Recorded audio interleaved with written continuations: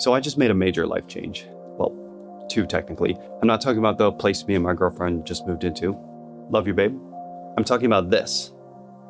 Or more specifically, this. Let's do a quick low switch. This is the Lumix S1ii, and after years of being a diehard Sony shooter, I decided to make the switch to Lumix. Let's talk about why. I think what it ultimately came down to me was the balance between tools for pros and tools for creators. I'll say it like this. If I was in a team production environment, I would want to be in the Sony ecosystem. Sony gives their users such a range of tools for beginners, all the way up to high-end cinema cameras, and everything in between. So I really love starting on my little A6400 and moving up to the FX30 using cameras like the A7 IV and FX3. I genuinely felt a path of tools available to me as I progressed in my career. But we all know there's sometimes bumps in our plans or changes in expectations. I started to feel like I was constantly adapting my workflow to Sony products instead of the other way around. So I got curious what else was out there. Enter my Lumix S9. I initially bought it as a travel camera to take more pictures and videos on trips and stoke some creative expression. And I fell in love with this system. Legitimately, everything clicked.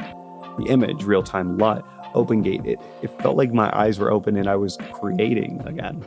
For the first time in a while, I wanted to make and post things. I stopped using my FX30 professionally. I really only brought it out when I needed a B cam or if I was just a bit too nervous about overheating. So, adieu.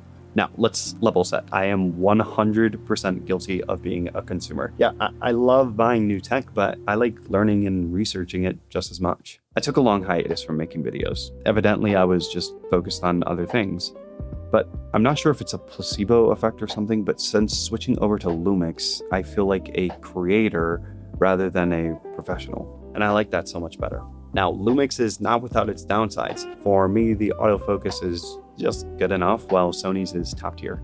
And let's be honest, there's no touching G Master Glass, but I can work with it. What it comes down to is that while Sony has a Apple mentality of doing things, meaning if they're gonna do it, it's gonna be near perfect and best in class. However, Panasonic seems to be more willing to let their products grow and develop with each generation, and I believe the gap is getting thinner. Only time will tell. But in the meantime, summer's almost here, so let's get out and get shooting.